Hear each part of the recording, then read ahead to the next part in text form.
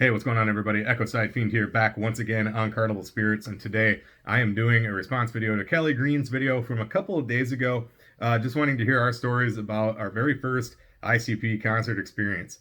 Mine was from April 1996, and I still remember that shit like it was fucking yesterday, so I'm going to share that story here. I have talked about it briefly in my video I've done on my own personal channel, just talking about how I became a juggalo, how I found ICP, and all that. So I'm going to go into it a little more detail on this one. So just a quick recap if you're not familiar. I've talked about it before, but if you're not familiar with just how I found ICP and everything. So I was introduced to ICP and their music in, I was probably about August of 1995. A friend from the Detroit area who was having a little gathering at his house. He was a coworker. He was having a little gathering at his house, just a few of us hanging out, drinking some beers, playing video games and all that. And he had a friend from the Detroit area come out to visit for the weekend. So that guy was into ICP, showed me their music, and the next day we all spent the night there. So the next day on my way home here in Grand Rapids, we had a Harmony House at the time. And I stopped there and bought Carnival of Carnage, Ringmaster, and I reserved the Riddle Box. So pretty much all the rest of that is history. And so now we're going to move on to my first time seeing them live. So they were supposed to play on the Riddle Box tour. They were supposed to play early on in the tour because Grand Rapids, if you're not familiar, I'm only about 2.5 hours from Detroit. So they were supposed to play early on in the tour in East Grand Rapids. It's East Town, it's called. It's this little shopping district tucked right between Grand Rapids and East Grand Rapids. So this East Town, there's some bars, little shops, coffee shops, shit like that. And there was a nightclub there called The Works. When I say a nightclub, more of a bar, like with a pretty good size stage in it. So they were supposed to play there. That place would bring pretty good sized bands. Rancid played there. I saw Rancid. I saw Social Distortion there once. And then they would host a lot of local stuff as well. So they were supposed to play there. A friend of mine comes into school. He's got a flyer for it. We're all fucking psyched. I forget what day it was supposed to be on, but we were all planning on going. And but it was sometime in it was supposed to be in February. It was December that my buddy had the flyer, and then the show was supposed to be January or December. I'm sorry, January or February or something like that. So we're all planning on going, and then all of a sudden the Works went out of business, and a church bought the building and turned it into the Uptown Assembly of God, which is what it still is. Now you got to remember, this is before the internet. We didn't have any way to find are they rescheduling it? Or what are they doing?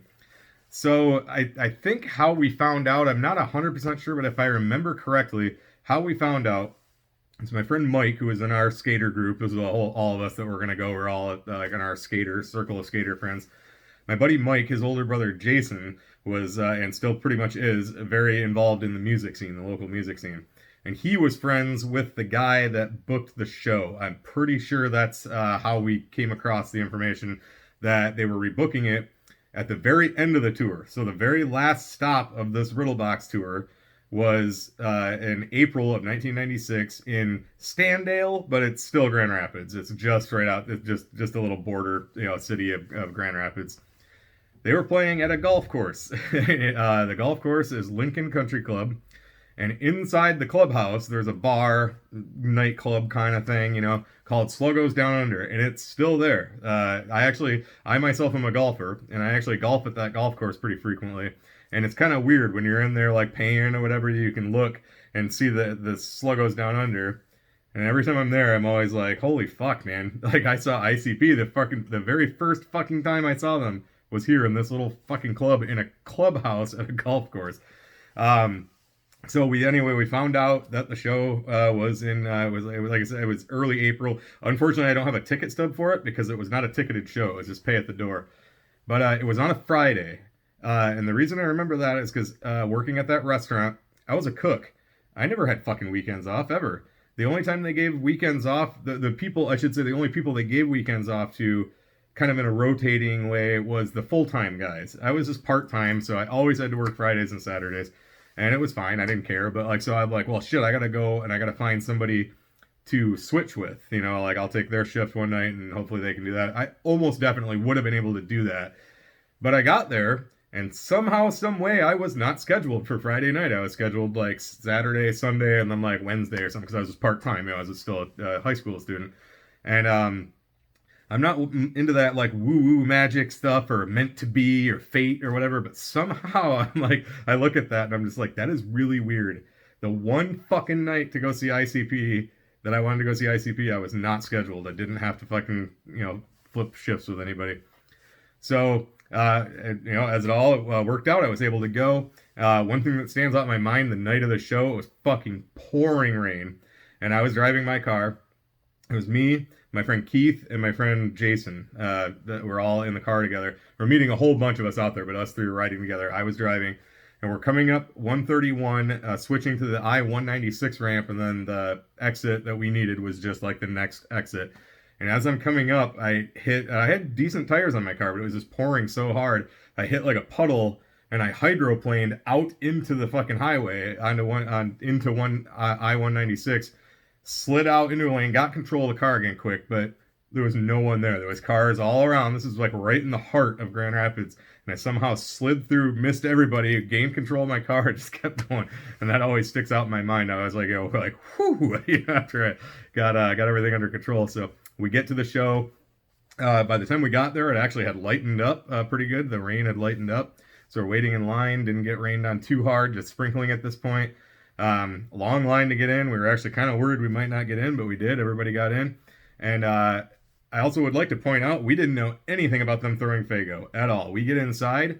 The whole place is covered in plastic. We're like, what the fuck is going on here? I go, whatever, So there was two openers. It was the Down Boys. I don't know why I remember this, but it was the Down Boys. They were pretty good, just a hip hop group. And then Nas, not Nas, Nas. Apparently he was like affiliated with Esham or something. That's the only time I've seen him or heard anything more about him. He was just a solo artist. His stuff was pretty wicked. I remember he had a song called it was like Caught Up in the Convent or something, and it was about burning down a church. Pretty crazy, man. It was pretty cool. But he was really good. And then of course ICP. And the place was fucking packed, man. Like you got in there, you couldn't fucking move. I mean, this is a small venue. Packed in, shoulder to shoulder like this. You couldn't even fucking hardly move if you needed to go to the bathroom or whatever. But it was so fucking awesome. The people who were there were fans of ICP. Everybody's yelling out the lyrics. Of course, the Fago starts flying. We're like, okay, that's why it's covered in plastic. Just an absolute fucking crazy, like over the top, insane fucking show, performance, whatever you want to say. So fucking awesome. It was that night that I literally was like, this is a fucking band I am fucking 100% down with. I'm a fucking juggalo, and I will never fucking turn my back on these guys. Most of my friends who were there with me that night have all, decided ICP sucks now. But if I bring it up, a lot of them will be like, yeah, that was a fucking fun show, though. So it was obviously the Riddlebox tour, my favorite album by them. It's my third favorite album of all time. Almost all my friends that don't like ICP, if I mention the Riddle Box, will be like, yeah, I like the Riddle Box. So I think that helped a lot of it. It was a great album. They performed a lot of songs from it that night.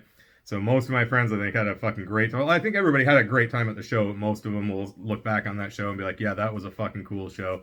But yeah, 100%. That night made me a juggalo. Made me realize like this is a band I'm fucking down with for fucking good. And it was really cool. The crowd was like mostly like skaters and metalheads and shit, and I don't have any problem with hip hoppers, but hip hop scene wasn't really my thing, so to be there and I get there and there was a lot of fucking hip hop heads there too, but like there was a lot of like, skaters, metalheads, punks and stuff like that. So it felt very welcoming for everybody, so it was a great fucking crowd. The show was just intense as hell. Fago flying everywhere. By the time the show was done, the place was fucking trashed. I still don't have any idea how whoever got it, I'm guessing it was that guy that booked the tour or whatever, somehow got it, talked them into it. I don't know how, but they did. And it was one of the most legendary shows I've ever fucking seen.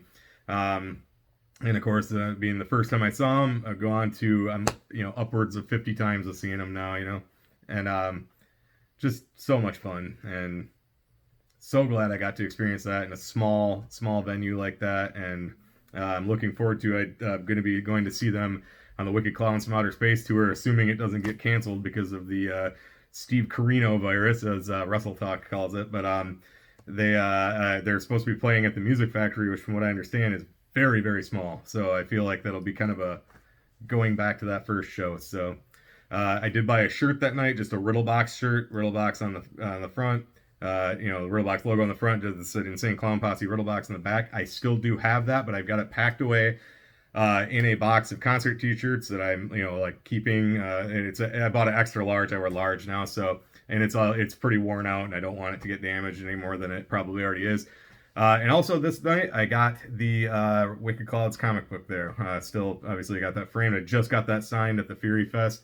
But I got that that night, and I have a couple more around here that some friends of mine gave me. We all grabbed one, and several of my friends just gave me theirs. So that is from that night, sometime in April of 1996. So seeing ICP at a golf course. So it was a fucking great show. Obviously, made me realize again that this was a band I was down with for good. Kickstarted probably all the travels I'd made to go see them. I was already listening to them for a few months at this point, but this is what made them, solidified them as one of my favorite bands, and I wouldn't trade that show for anything. And so lots of bands that I've gone to see numerous times. Clutch I've seen probably just as many times as I've seen ICP, but something about the ICP show just pulled me in and would not let go, and I'm glad. So well, that's pretty much it. I mean, without rambling too much, my first ICP concert, live experience, whatever you want to say. And it was amazing, and it's something I look back on very, very, very fondly. So thanks to Callie Green for bringing up this topic, and I hope you enjoyed this story. And yeah, that's pretty much it. One thing I did want to mention, I meant to say this earlier. So my buddy Jason that rode with me was wearing a white t-shirt, and so he kind of looked like Mr. Clean, from the cleaning products. He was built, shaved head. He's one of my skater buddies, and he had a shirt that said "Don't fuck with Mr. Clean." It had Mr. Clean doing this or whatever. And it was a white t-shirt, and that thing looked like it was fucking tie-dyed when we walked out of there. So, of course, we're giving him shit all night. We're like, you fucking hippie wearing a tie-dye shirt and stuff. So, I always thought that was pretty funny. He did wash it. It mostly came out. You could still faintly see the stains in it, but something he still wore all the time. So, I meant to say that a little earlier, forgot, so I figured I'd add that on the end. So, all right, anyway, so thank you so much for watching. Thank you for watching Carnival Spirits, and that's pretty much all I got. This is Echoside Fiend, and I will catch you in the next one. Too sweet.